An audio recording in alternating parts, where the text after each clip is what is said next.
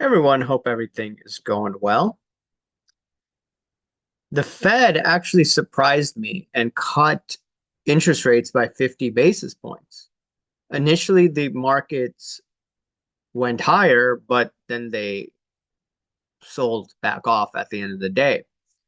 Now, in the short run, this cutting of rates, you want to call it QE, whatever, it is actually bullish.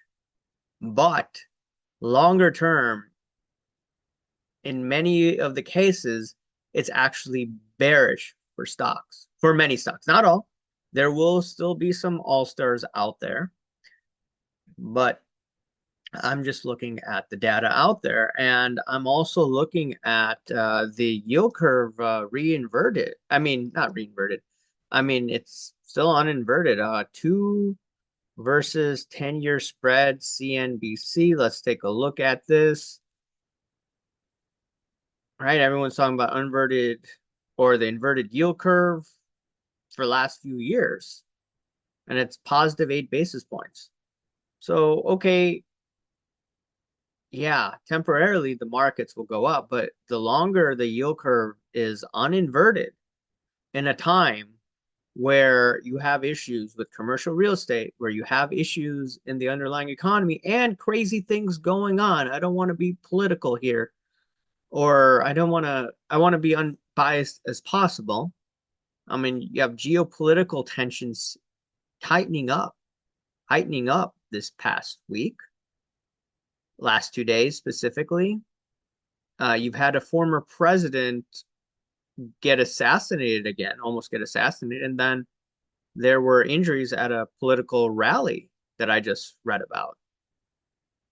I'm just looking at all of this, right? Unbiased point of view, right? I'm taking my own political bias out and I'm thinking, wow, this is getting crazy. And Martin Armstrong's model said this week would be crazy. And it is crazy. And the Fed cut rates 50 basis points. Why would the Fed cut interest rates 50 basis points if all is clear? Wouldn't you just do 25 basis points? What are they worried about behind the scenes? Okay. Now, if you look at the Fed funds futures, how the market's pricing it out, looks like a cut will be there in November, another cut in December. Okay. Once again, it's subject to change. Like a few weeks ago, it was a 70-30 chance that 30% chance with the 50 basis point cut. And then those odds rose. Okay. The conspiracy theory in this is that the Fed is in line with the elitists and they want maybe the status quo to remain in office. That's one theory. Or two, they're freaking out behind closed doors and they don't want to admit they're freaking out. They're just like, hey, maybe we should have cut in the summer. And because of the bad jobs data or the revision of the jobs data, we're going to make it up here. That could be the case. They maybe were thinking that. And regardless, I do believe, despite some of the volatility we see, markets should rip higher. That hasn't changed my outlook, though, on the economy. I still see a recession. With these pullbacks in the market, or when the market keeps ripping higher, take my profits. And I'm going to be buying put options selectively. I'm glad I got out of the Russell um, put option position, but then I'm in the S&P 500 put option, longer dated SPX. So I'm just looking at all of this and I'm like, okay, things are going to get weirder as the year goes on. A few other notes, bonds did actually sell off. You could see interest rates were higher. And you could say that from a technical point of view, interest rates got ahead of themselves to the downside. You see, move 3.9 and then 3.62 on the low the other day. And, from a trading perspective, gold and silver took a breather. And Once again, markets don't go up in a straight line. Now, I did do a video saying silver set to rip.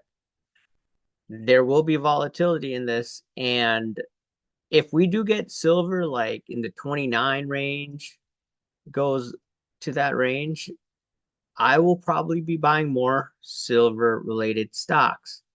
David Brady, technician, discussed that. I should have talked about um,